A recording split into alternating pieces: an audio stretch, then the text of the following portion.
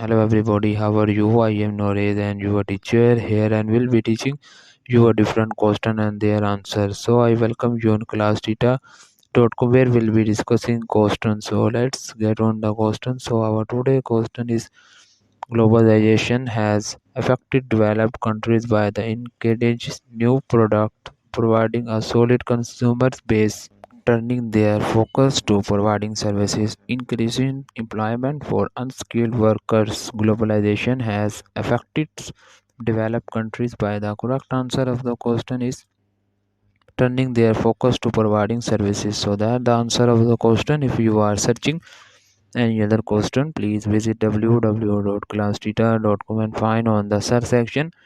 If you have any question to ask, there and our sessions on the right side of the website. Fill the form and will be answering you as soon as I can.